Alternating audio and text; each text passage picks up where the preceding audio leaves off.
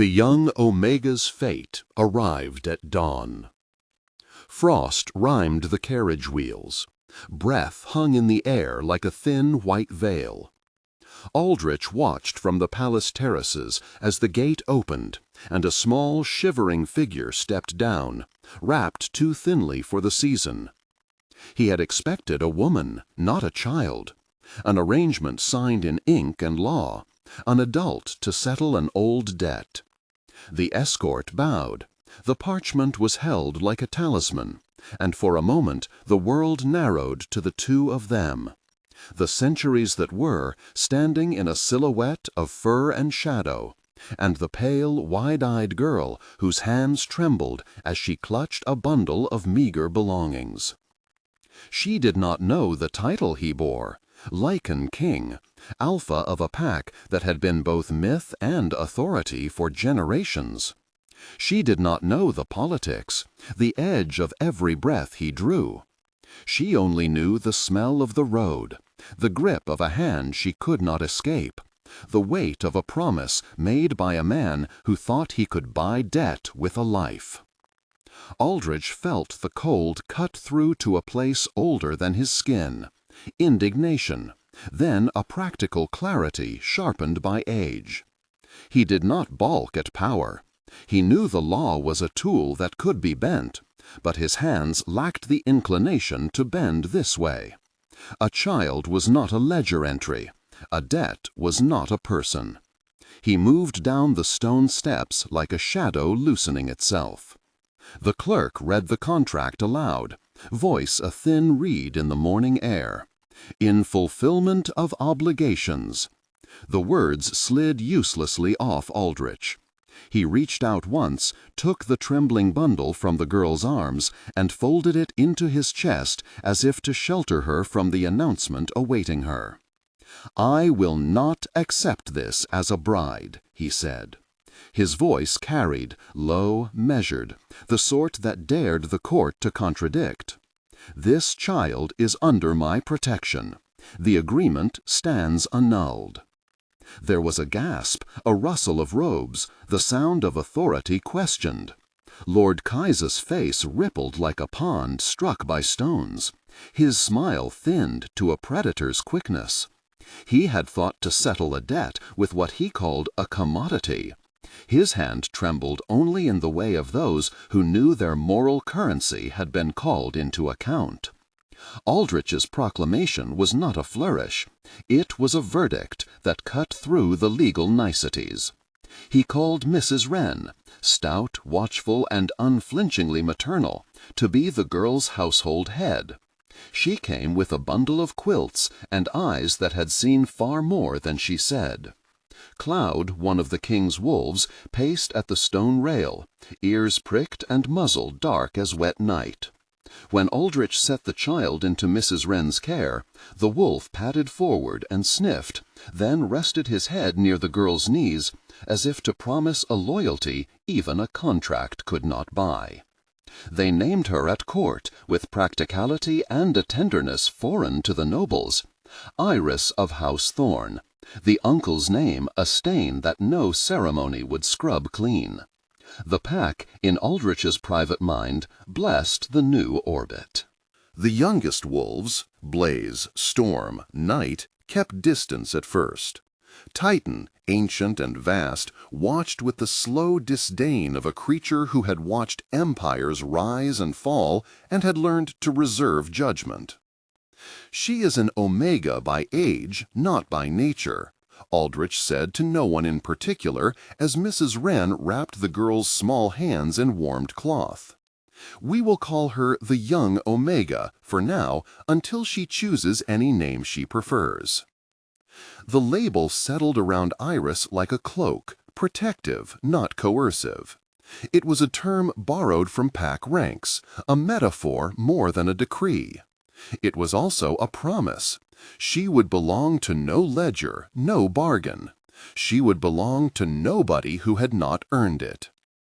Mrs. Wren taught her the rhythms of the house first, how to pour tea without trembling, how to braid hair into a plait that would not snag on thorns, how to keep a ledger of tasks. Cloud learned to sit by her feet without dominance. He let her stroke his flank, and, in return, offered his shoulder when she needed to lean into something steady. The wolves taught her to read silence, the way a tail flick betrayed a mood, how a tense shoulder meant fear, how the slow blink of trust came as a reward and not a demand. Aldrich kept distance, but not absence.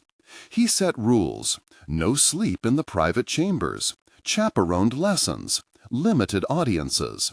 He insisted on tutors and teachers and books, history in ink, arithmetic that taught a mind to stand on its own, and ethics, why a life could never be balanced like coin. The court did not accept his unilateral annulment without scorn. There were whispers of overreach, of political pretense. There were those who regarded the young girl as a convenient symbol of mercy or of arrogance. The council debated whether Aldrich's act would mark him as a benevolent sovereign or a meddler who risked setting dangerous precedent. Some saw a king who would be lenient to his own fancy and feared ramifications. Others saw a ruler who had chosen humanity over the cold ledger of expediency. Lord Kais did not vanish quietly. He stood before the council with the venom of a man who had been shamed and found himself naked. Aldrich did not seek to ruin him theatrically. Punishment in such matters, especially where the law had been complicit, was delicate. But the man's debts were called in, his property reassigned to social causes, and his titles were quietly curtailed. That he had traded his niece for coin was held up as a shameful exemplar of what the kingdom would no longer tolerate. A year passed, then another. The young Omega grew like a sapling, in sunlight and shelter, lean at first, then firmer, branches forming. She learned not only to read the scripts of men, but to watch the rhythms of the pack. Her education was broad: languages, needlework, the mathematics of trade, and the subtle rulings of law. Mrs. Wren shaped her manners as much as her morals, and the wolves shaped her fears into something like courage. It was the gift that set her apart. He told himself it was the satisfaction of a duty well done. He told himself many such things through the long nights, but the truth, when he allowed it a crack of light, was more complicated. He saw in her the capacity for a partnership he had never imagined anyone might offer him, unflinching loyalty born of choice, not obligation. The court watched him too, and they watched each other. There were those who whispered that Aldrich had made a mistake that would see the crown weakened by sentiment. There were those who offered congratulations obscurely, calling his act moral courage. His own pack circled him with a wary reverence. Wolves do not forget the balance between alpha and elder, and they sniffed the shifting air of human emotion that teased at the edges of their domain. Years smoothed the sharpness of the initial scandal, but the shadow of Lord Kais remained, his ostracism a cautionary tale for other would-be traffickers. Lady Marin, one of the councilwomen who had opposed Aldrich in public, found herself in private sessions with Iris, not to instruct, but to be instructed. The young Omega's gift allowed her to mediate, to peel apart the knotted threads of grief and greed that so often strangled poor resolutions. It gave her a voice among people who had been taught to speak long before they had ears. When she turned 17, she was no longer the child who had stepped from the carriage. She moved with a surety that had been fought for and earned. Her hands were calloused where they had learned to sew and to hold a pen. Her eyes were bright and honest, like a wolf's when it senses a clear path across open land. She had learned to stand her ground at court without the need to brandish the Lycan King's shadow like a shield. It was then she spoke from a place that had been forming quietly beneath all the lessons. They were in the rose garden. Winter had not struck yet. The last blooms clung to their thorns despite the cold. Cloud lay curled near the hedge, ears twitching at distant birdsong. The moon had not yet risen, but a halo of pale light softened the world. Aldrich stood with his back to the lattice, fingers laced behind him, looking every inch the figure of rulership. Robe dark as midnight, hair threaded with silver like frost on eaves. She came to him with purpose. She had rehearsed nothing of what she would say. Her voice, when she spoke, was steady. "I have been angry at you," she said. "I resented you for taking me from what I knew, for the rules even when they kept me safe. I still remember fear. And I am grateful.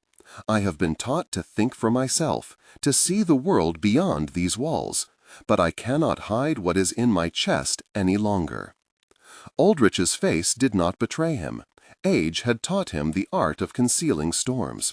"Say it," he invited, though he feared the words even as he craved them. She took a breath like one might steady a horse's gait. "I love you," she said, simply. The phrase landed like a stone and sent ripples across everything they had built together. Aldrich flinched as if struck. There was a rawness in the confession, not childish, not petulant.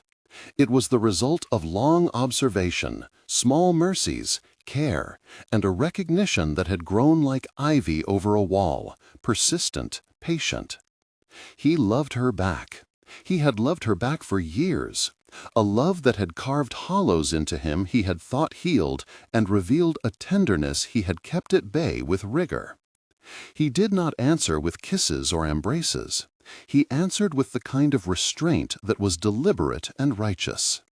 "You are 17, he said. The words were neither a denial of the feeling nor a refusal of it. They were a border drawn clearly and kindly. "I will not be the cause of your youth being rushed into adulthood. I will not let power be the thing that takes your choice from you. There will be a rule." "Tell me," she whispered. Her eyes were not childish. There was a gravity there that made him both proud and terribly afraid. He set a time he could bear to wait, a ritual of restraint he believed in with the force of someone penitent and determined. "If in 3 years you still hold to this, when you turn 20, we will speak of what comes after. I will not act on this love until then. And to prove this is not a convenience, you will be sent to see the world. 6 months away, with clear instruction. You may return if you choose. There must be no question that your choice is yours, not the echo of my protection." Her face hung between relief and dread. "You would send me away? To return of your own volition will be the only proof that I am not using my name or my power to sway you. You will not be exiled. You will be given tutors and chaperones. You will be free to refuse any suitor. Your agency will be absolute." Mrs. Wren, who had been waiting nearby with the quiet patience of a woman who had cared for more than one fragile thing in her life, stepped forward and placed a hand on Iris's shoulder as if to anchor her. "You will not be sent alone," she said. "You will have the choice of destinations. You will have your own coin and your own counsel. You will be given the right to refuse any hospitality that feels false. This is the king's promise, and mine." The promise hung between them like an oath sworn upon old bones. Aldrich watched as something in Iris shifted. Relief, likely, but also the small iron of resistance that had seen her through the first years in his house.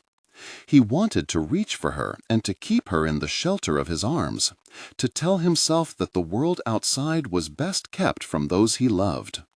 But his years had taught him that truth keeps no one in safety when the cost is freedom. He would not be that jailer clothed in magnanimity. Tension followed like a shadow. The court did not sleep when such decisions were made. Word moved like wildfire among the noble houses.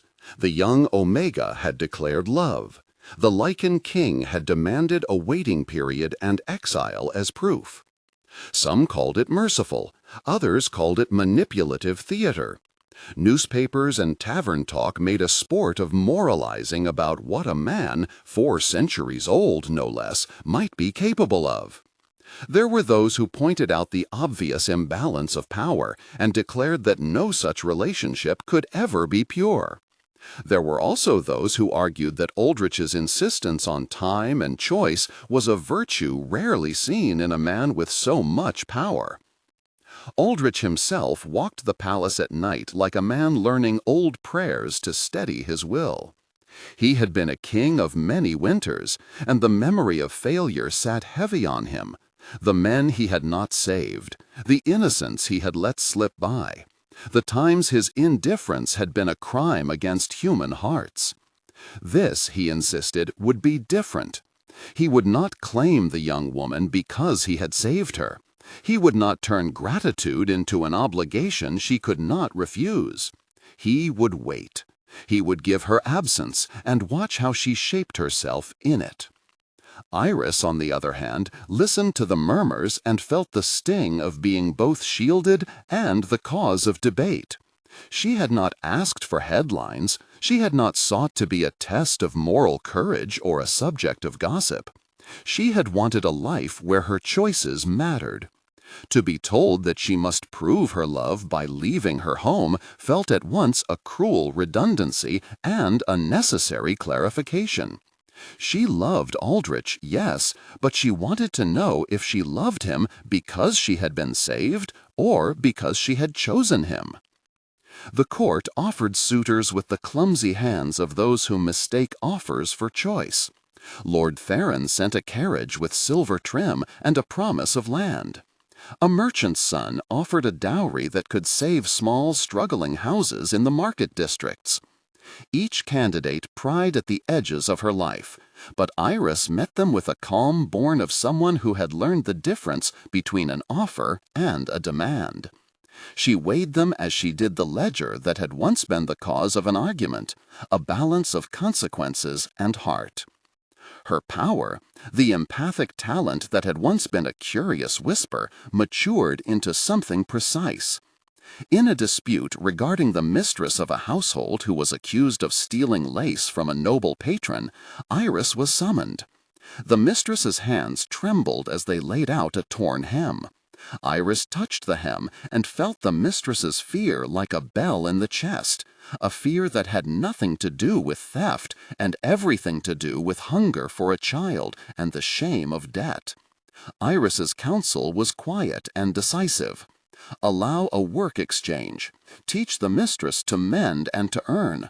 Bring her into a household where she could be supervised and paid frankly. The noblewoman agreed, perhaps because Iris's gaze did not look for applause, but for repair. That repair, stitched quietly, did far more to settle the scandal than any public rebuke could have. Aldrich noted, privately and with a painful pride, the way Iris used her gift as a tool of service rather than instrument of status. She did not weaponize it to gain favor. She used it to bring together fissures that might otherwise have widened into resentments. The wolves watched her, too. Titan once padded into a council chamber and, by leaning his great head against her knee, publicly signaled his endorsement in a way that had more power than a dozen proclamations. When the declaration of waiting was made public, reactions were sharp. The king's restraint was praised by some as an act of noble self-control. Others questioned the theatrics. Would sending Iris away not amount to exiling the woman he loved to assure his own conscience? Those were valid queries Aldrich could not deny. He welcomed the scrutiny because it reminded him that he must be accountable publicly as he was privately. The power he wielded required visible constraints, or else the world would twist them into excuses. At 17, and with the promise made, Iris prepared in practical ways for the journey that had been set as a test. She chose among destinations with Mrs. Wren's steady prudence. She declined one suitor's extravagant offer with a quietness that had teeth. She packed not only clothes, but coins in her own name, treaties of trade that she had helped write, a small leather-bound journal where she kept notes on people she had met and the lessons she had learned. Cloud followed her to the courtyard, close as always, a steady presence that had become less a pet and more like family. The wolves' reactions were varied. Cloud seemed to understand that this absence would not be abandonment. He whined in the night before her departure, as if articulating a worry he could not speak in human words. Titan lay at the foot of Aldrich's bed, as if to share in the loneliness his king felt. The pack circled like a chorus of watchful spirits, offering their judgment not in words, but in their constancy. On the morning she was to leave, the air was a hard, sweet thing. Aldrich gave her one final instruction that felt like a benediction. You will go and learn and return if your heart tells you. If it does not, you will keep whatever you find of worth. I will remain here. I will be hold enough to wait. Iris smiled then, not the coy smile of affection played for courtly advantage, but a closed, private smile that had been forged in years of trial and steadied by her own inner knowledge. I will return, she said, not sure whether her voice pledged something predicted or merely desired. Aldrich watched her go, the carriage bearing her away like a fragment of his own life set adrift, and felt both relief and a colossus of fear. He had chosen restraint for both of them, but restraint carried a price. Waiting would become an ache in his bones. It would be a test not only for Iris, but for himself. Whether he could refrain from letting power decide love. Whether he could survive the years without turning protection into possession. The court's eyes settled back onto their daily concerns, but the story of the young Omega and the Lycan King had taken root in rumor, and rumor had teeth. Some stood at the ready to pounce should he fail. Others watched, strangely hopeful, that a man of his bearing might finally be tempered by a love that insisted on equality. In the quiet of his chambers that night, Aldrich pressed his palm to the window pane and watched the path Iris's carriage would take, imagining not where it went, but whether she would return by her own will. Cloud padded to his side, pressing close and offering a comfort that made his stern face crease with an emotion he rarely allowed, a tenderness unmarred by command. He found that the waiting, declared, public, virtuous, had placed him in a crucible of his own making. He had done what he thought right. The rest would be a matter of time. Time, he knew in his bones, was both a grave threat and the only legitimate safeguard. It let people grow outside the shelter of his shadow. It would either prove the purity of her choice or reveal its convenience.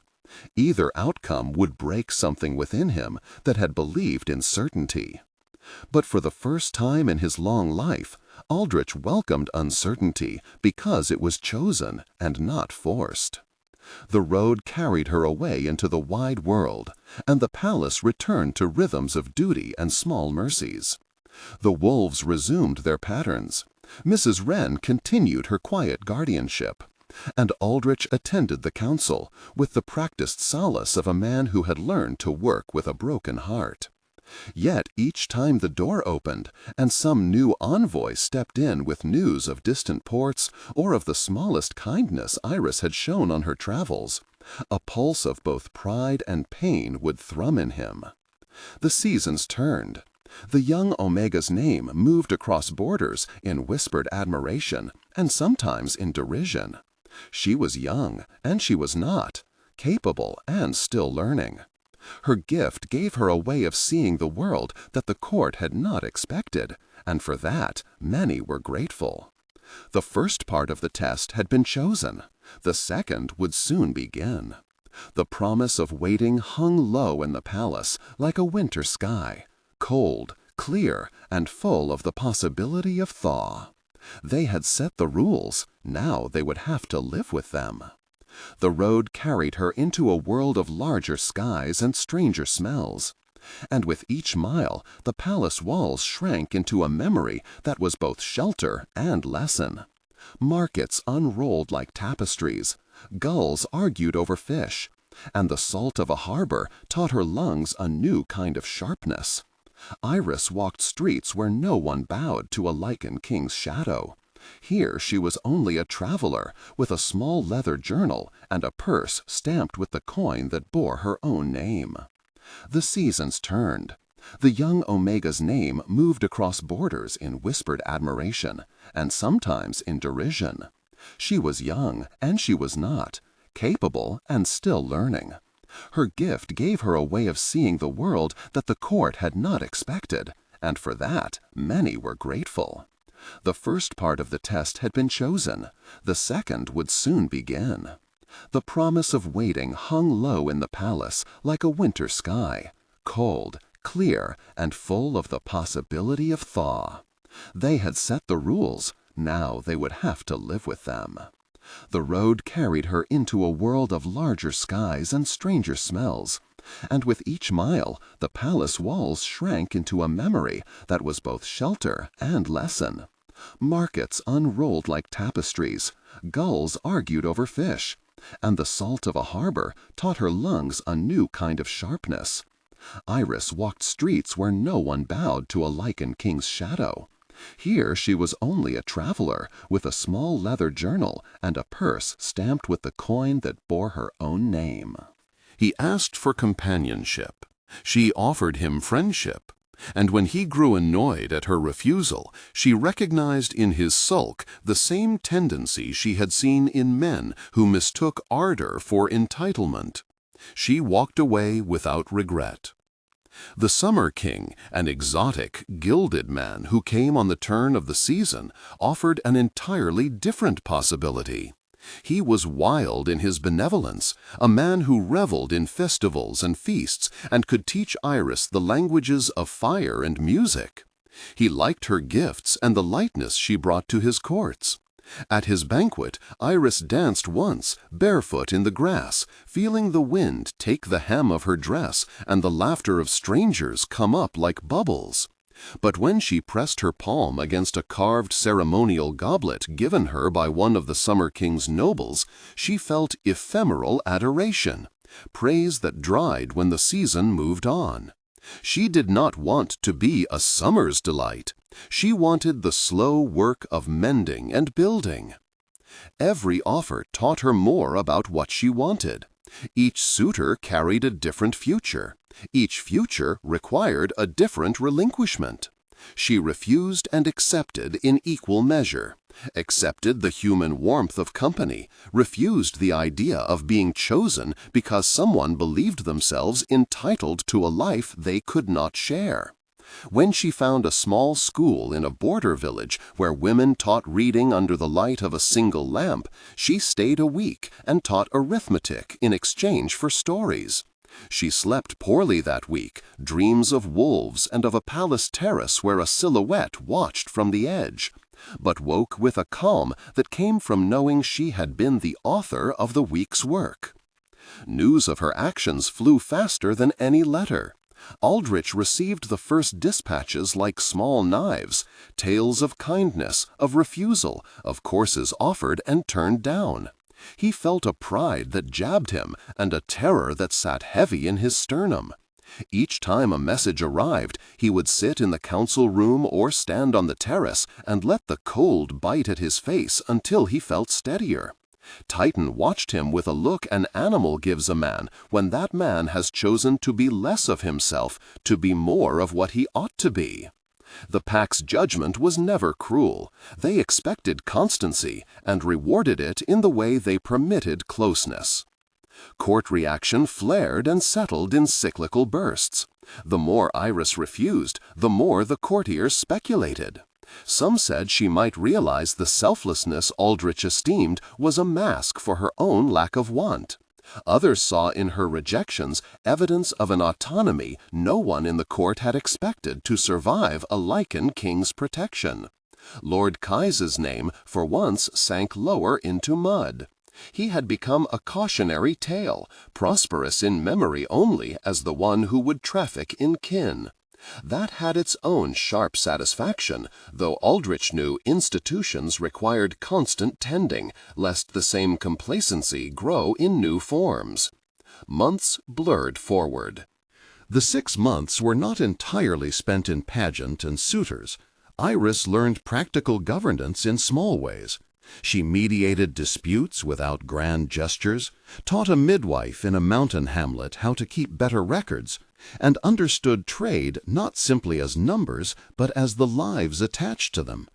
Her gift allowed her to read the weight of a man's fear when he stood before the magistrate, the ragged thread of a widow's courage, the small stubbornness of a child who refused to let shame be her future. She became a person who could look at the world and see what needed mending. And yet travel did not make choice easy. There were nights she sat on a wharf with her leather journal and wrote of a far-off terrace where a king had once placed a blanket over her in the cold and a wolf had rested his head against her knee. She wrote of the ache of missing protection that had become habit, and of the small pleasure she took in being something other than a ward. She wrote honest pages about Lord Theron's land and Joran's quick mind and the summer king's laughter. She closed the journal and slept. In those sleeps she dreamed the pack's coat of fur, and sometimes dreamt Aldrich's hand, not an owner's hand, but the careful hand of someone who had learned to wait. When the carriage returned Iris to the palace at her own request, it was not because she had been defeated by options. It was because she had laid out what she had seen and felt and decided with the clarity of a woman who had chosen her own hunger over a hunger placed upon her. She arrived early, not at the 3-year mark, but after the allotted months, because she had chosen to return. The palace felt both familiar and new, as if she had stepped into a dress that had altered itself to fit the grown shape of her shoulders. Aldrich was at the gate when she arrived, robes dark and eyes unreadable. Titan stood nearby, like a sentinel of old laws. Cloud bounded forward with the greeting of a creature who had spoken with longing for a language Iris had come to understand. She alighted from the carriage with the ease of someone whose will had been exercised, and found herself standing in a place where the walls contained a history she had both been shaped by and escaped for a while. She sought Aldrich privately in the library, where the winter light came soft and papers lay like a patient testimony to his rulings. When she told him she had returned, she did not ask permission. She informed him as one might inform a person that she had come home on her own accord, and she would stay if she wished. That was the point of the test, he reminded himself quietly. She would stay. They spoke differently now. Where confession at 17 had been a raw offering that left both off balance, this talk bore the weight and polish of time. She told him of markets and ledgers and the Seagate smell and the way a merchant's son learned to watch his temper when a child asked for bread. He listened, the lines in his face less hard and more carved by the slow passing of thought. He admitted his fear at what the world might do to her, and his endless gratitude at the woman she had come back as, her will intact, not a keepsake. What followed was not a sudden indulgence of a long-held desire, but a reaffirmation of boundaries. He had promised she could return when she chose. She had chosen. Yet he kept to the waiting that had been sworn. He called a meeting of the council and, before the court that had once whispered and gaped and pounced, declared that his restraint would continue until the agreed time. He would not use her return as a leeway to abandon his promise. That public reiteration steadied more than just the court. It steadied him. Still, their closeness deepened in ways that were not forbidden. Shared study in the afternoons, walks where they discussed the ethics of governance, nights reading in the same room with Cloud asleep at their feet. The wolves, their fur and scent were ever present, and in small ways the pack acknowledged her not only as a ward but as chosen kin. Titan, who had once sniffed and kept his distance, now rested a paw against the floor near her chair, as if to lend weight to her presence. The court murmured and watched. Some believed they would never be able to see this as anything but dangerous. Others admired the patience and credited Aldrich with a moral program they had not expected. Years passed in a rhythm that was deliberate and at times trying. Iris worked in the kingdom's margins, building the beginnings of what would later become a refuge, doing the practical work of creating a place where vulnerable girls could be sheltered and taught. It started as a single room above a stitcher's shop, a patchwork of donated quilts and a small stove. Iris collected women who needed steady work, a girl who had been saved from an unscrupulous match, an older woman who had been forced into servitude, a mother with a child. She taught them numeracy and reading, and took pains to ensure each had agency, coin in their own names, a say in the trades they learned, and the right to refuse any patron or marriage offered to them. Mrs. Wren advised with quiet rigor, and Aldrich supplied a modest stipend and the protection the venture needed to survive the court's slights. Many scorned the refuge as sentimental, a vanity project unworthy of a kingdom's resources. Others saw it as prudent. There were nights when the funding was debated at council, and Aldrich defended it like a man defending a child he couldn't claim. There were also nights when a messenger brought news of a small success, a woman who had started trading baskets, a girl who had learned to read and was teaching others. Those notes came to Aldrich like small anvils. They helped forge his resolve. In the thick of waiting, their relationship took its truest form, a partnership of shared responsibility and intentional distance. The courting that some had predicted did not begin in secret, but in growing openness. Aldrich instructed his household to allow the world's scrutiny to do its work. If people saw them act within the strictest propriety, then the rumor mills would quiet eventually. Councilors drafted statements on patronage and autonomy, tagging the refuge as a public good. Lady Marin, once a skeptic, came to one of Iris's sewing sessions and left with cheeks damp and hands busy. She became a quiet supporter in the council, her voice persuasive in ways that speeches could never be. But not all the noise faded. There were debates that stung. A radical pamphlet circulated that accused Aldrich of pretense, of staging moral theater that masked an old man's attempt to ensnare a younger woman. It was anonymous and vicious, and people chewed on it like hounds with bone. Aldrich's response was to bear it without show, and to allow Mrs. Wren and Iris to decide on the refuge's pace. That silence was more than stoicism. It was a deliberate refusal to feed the story that would paint their choices as anything but voluntary. When Iris turned 20, the court held its breath. The day began simply, a morning of sunlight so mild it seemed a mercy. She rose, put on a plain dress she had embroidered herself, and met Aldrich in the same winter garden where, years before, she had confessed her first steering. Cloud lay at the hedgerow, ears raised as if he too felt the pivot in the air. Titan watched from a stone, a great heart of fur folded into patient thought. Mrs. Wren stood a respectful distance away, as did a small circle of witnesses Lady Marin had arranged. A representative of the merchants, a magistrate, and one elder woman who had been among the first to learn to read in the stitcher's shop. Aldrich greeted her with eyes that had the same restraint as a man about to lay down something he had tightly held. Before any private gesture could be made, he turned to the witnesses and made a formal pronouncement. It was a public act born of the necessity of accountability. He spoke of vows, of time as a form of moral testing, of the danger of conflating rescue with ownership. He declared what he had always maintained, that the bonds they might elect to form would be entered into when they were equally chosen by both parties and witnessed publicly under law. When he finished, he took Iris's hand in his, not a king's grasp, but a man's, careful and conscious, and said in a voice that was both afterward and before, "You are 20 today. If you intend for us to be anything more than what duty has made us, say so now, freely and without reservation."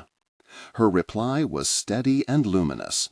She told them she had spent months and years weighing what it meant to love a man who had once been her protector. She told them she had seen women who had traded safety for silence, and that she would not be that sort of woman. She told them she loved him because she had chosen him in full possession of herself.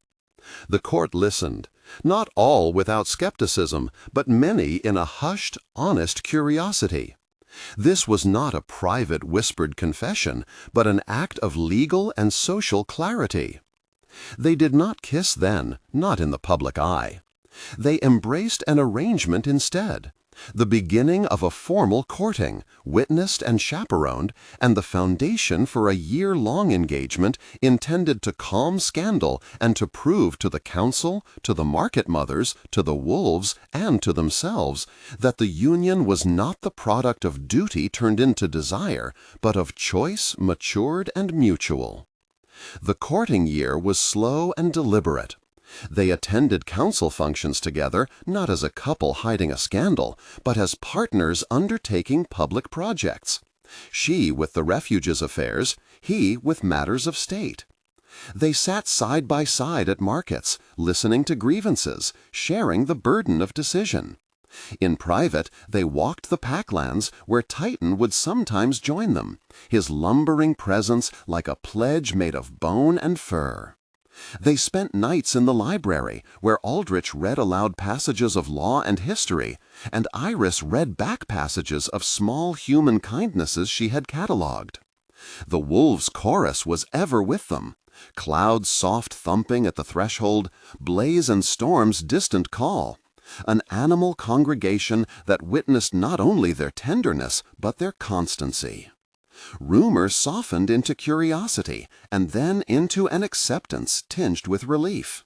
Some continued to warn of old men and young appetites, of the ease with which power could be misused. Aldrich welcomed such warnings. They were useful safeguards. He encouraged public audits of the refuges funds, allowed open inspection of how decisions were made, and invited members of the court to speak plainly about fears. He made his restraint visible, not as a theater, but as a means of being accountable.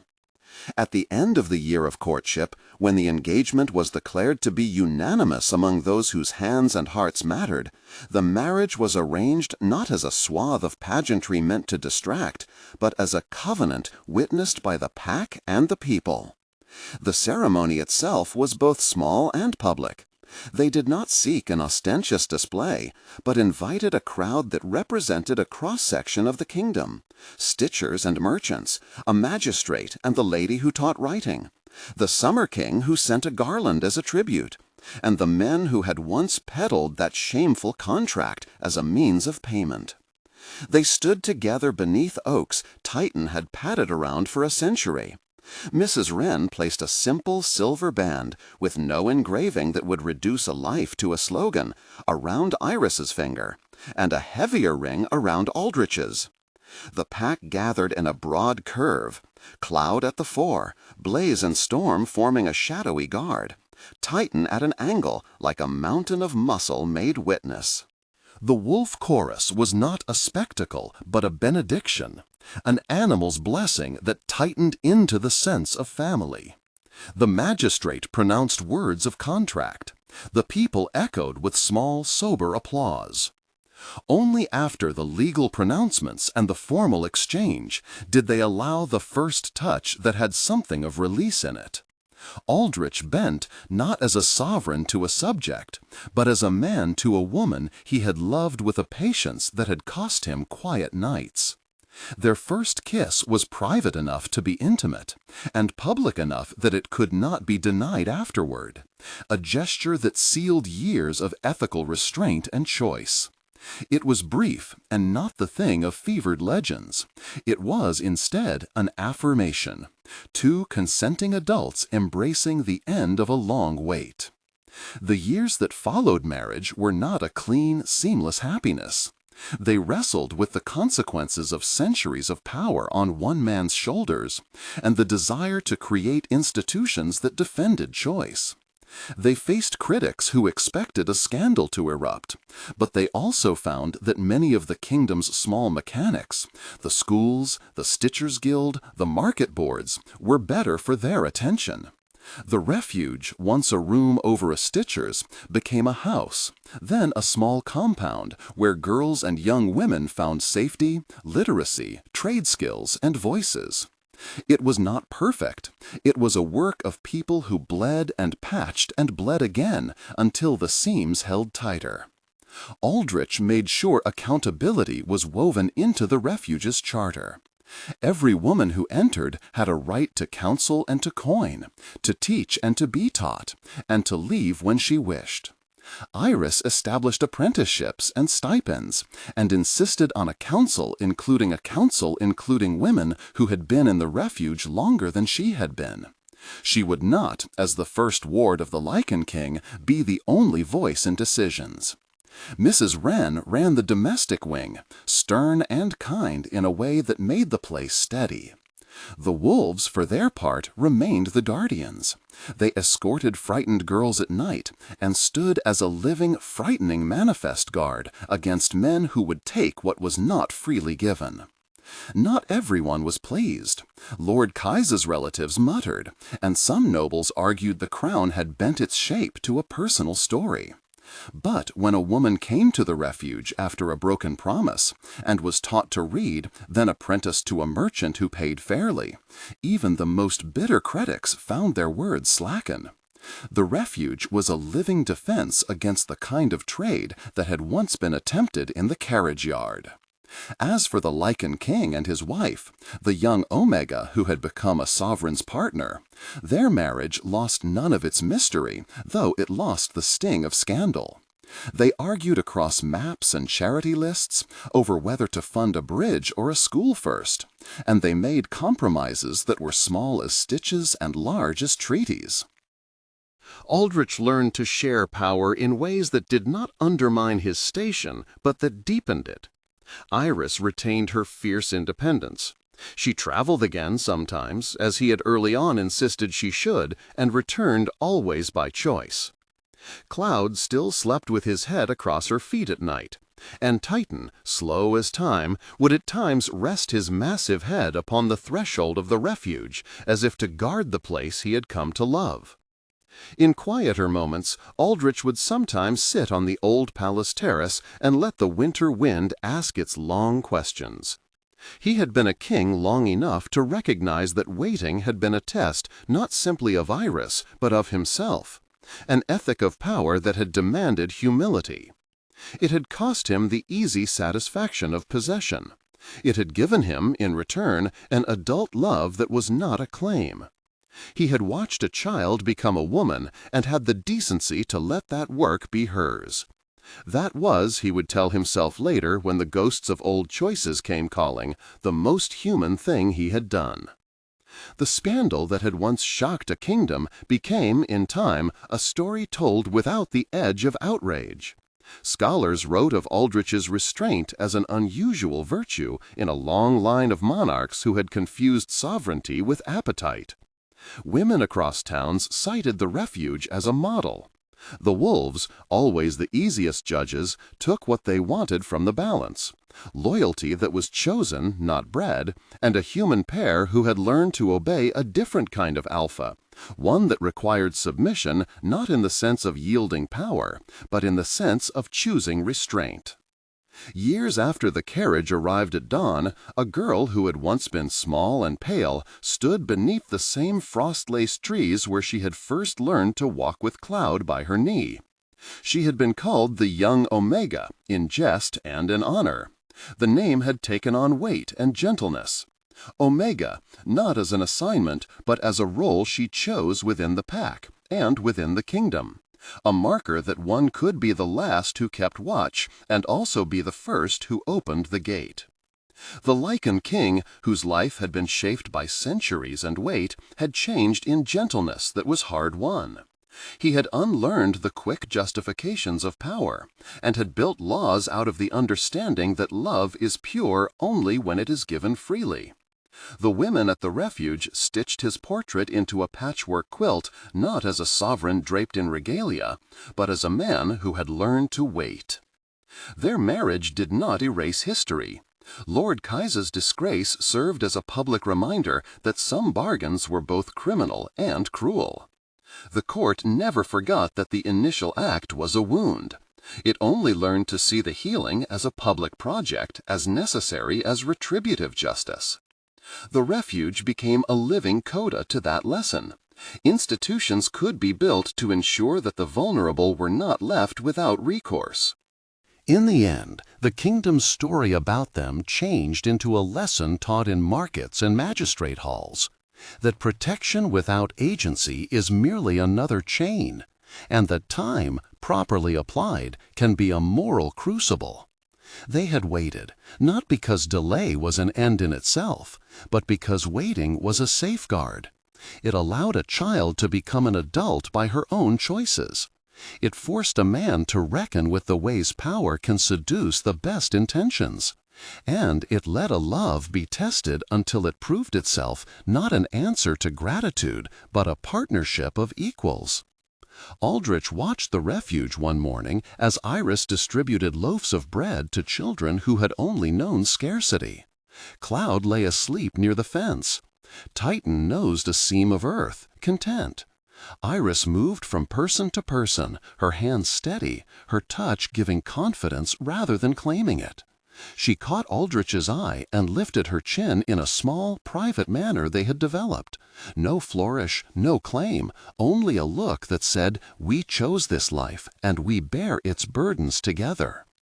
He smiled, a thin crescent at first that grew wider as the wolves padded around them like a constellation of fur. He had called her the young Omega once to honor her youth and to be honest about the tenuousness of power. He had kept that name as a kind of promise, that she would remain chosen, never purchased. The long wait had been unveiled to the court and the country as a moral act. It had cost time and sleepless nights, and nights when doubt sat on his chest like a heavy cloak. But it had also made clear something he had learned over centuries, that love that protects by giving freedom, not taking it, is a love that can stand in the light. The carriage that had brought a child to his gate at dawn was now in memory a sharp and shameful thing, proof of cruelty dressed in legal language. What remained was a kingdom that had learned a harder mercy, to build institutions for the weak, to punish the traffickers and shamers, and to hold the powerful accountable publicly. That was the legacy Iris and Aldrich chose to leave. Not a private idol hidden behind high walls, but a refuge with an open door and a ledger of choices recorded for anyone to read. On a quiet evening, as the snow began to rim the roofs and the wolves called softly to one another, Aldrich and Iris walked past the old carriage house where the first scandal had been birthed. They did not speak of the past in loud words. There was no need. The pack moved alongside them as if to underline all that had happened with the simple constancy of animal company. Mrs. Wren kept a careful watch on a child who had come to the refuge to learn to stitch. The court's murmurs had long since been replaced by ordinary concerns, taxes and trade, harvest and shelter. They stopped before the old gate and turned toward each other. Aldrich took Iris's hands, not with the crushing firmness of a monarch, but with the steady, equal hold of a partner. "We waited," he said, voice low and honest. "We chose," she answered. "And we built," he added, eyes flashing faintly with a humor that had survived centuries. They stood with the wolves circling like a living testament to the truth that family could be chosen and that protection should always aim to enlarge a person's options, not to confine them. In that small moment, the long wait had its quiet triumph. A man had refused to let power be an excuse to swallow a life, and a woman had refused to let rescue be her destiny. They had arrived at an old understanding remade into something stronger, that true love is not the end of liberty, but its guardian. For anyone who heard the story later, the title stuck, not because it was sensational, but because it contained a paradox. The young Omega's shocking fate with the Lycan King. So many expectations and fears wrapped into a single image had been turned by a long and deliberate waiting into a lesson. The shock was not an erotic drama, but a moral reckoning. The long wait had been the crucible that turned doubt into an accountable, mutual choice. If this story has touched you, if you seek more slow-burn tales where patience, consent, and choice are not afterthoughts but foundations, subscribe for more journeys into pacts, power, and the names we give to the bonds that hold us.